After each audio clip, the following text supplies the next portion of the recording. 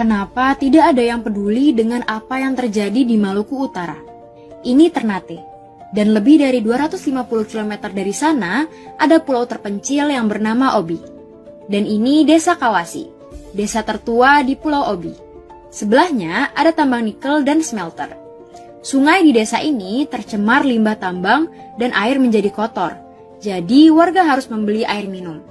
Warga desa Kawasi diminta untuk relokasi ke Eco Village 5 km ke arah selatan. Biji nikel diambil dari tambang ini. Di sini juga ada tambang yang sebagian wilayahnya menjadi area reklamasi hutan. PT Megah Surya Pertiwi sudah operasi smelter nikel dari tahun 2015 dan sebelahnya ada PLTU. Ini mes karyawan dan ini pelabuhan kapal yang angkut nikelnya ke Cina dan negara lain. Pada tahun 2021, PT Halmahera Persada Legend membuka pabrik HPAL untuk memproduksi MHP, salah satu bahan baku baterai. Proses HPAL juga butuh banyak energi yang disuplai dari PLTU ini yang menggunakan batu bara, sumber energi terburuk untuk lingkungan. Setiap produksi 1 ton nikel menimbulkan 1,5 ton tailings, yaitu sejenis limbah HPAL. Jadi, lebih banyak limbah dibandingkan hasilnya. Rencananya, Harita Group mau buang tailings ke laut, 700 meter lepas pantai. Kata mereka, itu tidak berbahaya untuk lingkungan. Tapi pada tahun 2021, pemerintah berhenti mengeluarkan izin deep sea tailings placement. Harita Group belum mengungkapkan di mana tailings akan disimpan. Tapi, di foto satelit terbaru bisa dilihat area berwarna merah gelap dan pembangunan bendungan tailing di antara bukit ini sudah dimulai. Berdasarkan sumber ini, bisa dilihat lokasi untuk dry stacking dan tailing dam. Tapi, dry stacking agak sulit karena di iklim tropis sering hujan dan tailing akan bocor mengeluarkan cairan beracun, yaitu air asam maupun logam berat yang toksik. Bendungan tailing juga beresiko tinggi. Di Brazil, pernah ada bendungan tailings dari Vale yang pernah pecah dan menewaskan 200 warga desa setempat.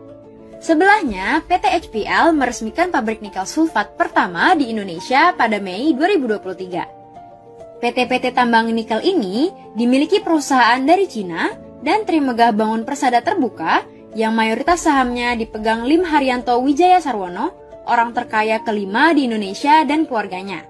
8 km dari sini ada tambang yang lain yang dikelola oleh PT Wanatiara Persada.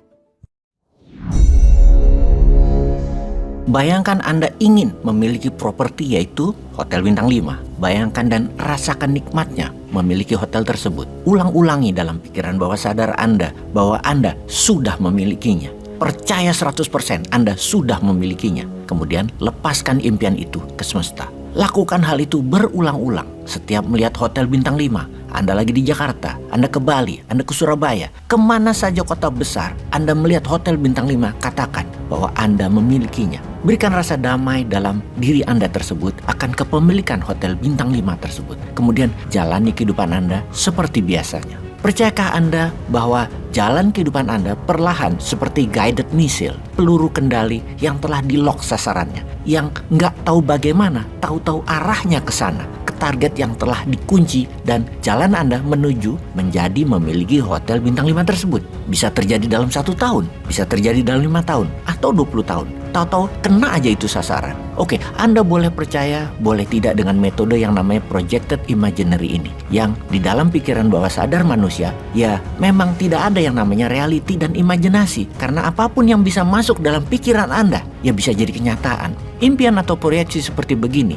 pasti terjadi di mana bagi mereka yang di dalam hidupnya tidak mencapai tujuan, tersering karena memang dalam hidupnya tidak punya visi misi, tidak punya tujuan, dan pastinya nggak punya impian. Kembali ke masalah orang kebanyakan yang mengatakan dari mana uangnya, siapa yang mengelolanya, saya nggak punya pengalaman. Apapun itu disebut dream stealer atau pencuri mimpi. Banyak dari kita punya pencuri mimpi di dalam dirinya. Namun dream stealer ada juga di luar diri Anda, yaitu orang terdekat Anda, juga orang lain yang tidak suka kesuksesan ada dalam diri Anda. Apapun impian Anda pasti dibatalkannya. Kembali ke cita-cita keadilan sosial bagi seluruh rakyat Indonesia. Sila kelima yang saat ini hilang. Indonesia ingin menjadi negara nomor 1 di dunia dalam bidang ekonomi, dalam bidang teknologi, sosial, budaya, entertainment, dan militer. Itu adalah cita-cita New Mind. Dan siapa yang mengatakan hal itu tidak mungkin tercapai, kemudian mengatakan New Mind halu, mereka adalah dream stealer. Pejabat yang mengatakan Indonesia tidak punya uang, pejabat itu dream stealernya.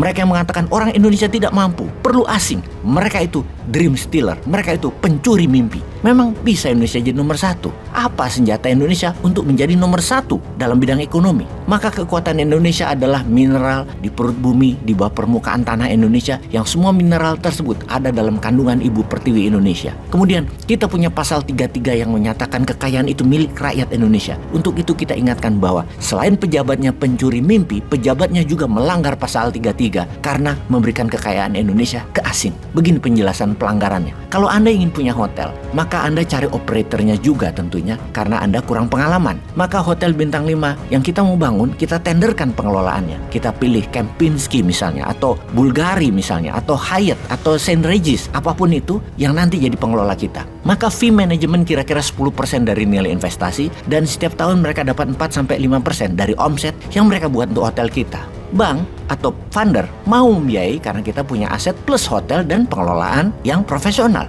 Mereka tidak memiliki aset kita, hotel operator tersebut. 100% hotel tersebut milik kita. Itulah pengejawatan pasal 33 dalam tata kelola sumber daya alam Indonesia. Maksudnya begini, kalau kita mau tambang emas atau tambang nikel deh, lahan kita tuh 100% kita miliki. Mereka tadi operator yang kita bayar jasanya 10% dari nilai investasi. Bank manapun di dunia mau membiayai tentunya. Lalu operator tadi dapat 5% dari gross sales sebagai fee. Aset 100% milik Indonesia. Kalau sekarang pelanggarannya adalah asing tadi dikasih konsesi lahan yang mengandung nikel. Lalu mereka cari financing dengan menjaminkan aset konsesi tadi. Lalu ketika produksi Indonesia hanya dapat 10%. Kok kita yang punyanya dapat 10% dari pajak, paling top 15%? Kan itu dungu namanya. Ini pelanggaran pasal 33. Harusnya 100% tetap milik kita dan untungnya 80% tetap milik kita. Dasar dream stealer lu ah. Peace.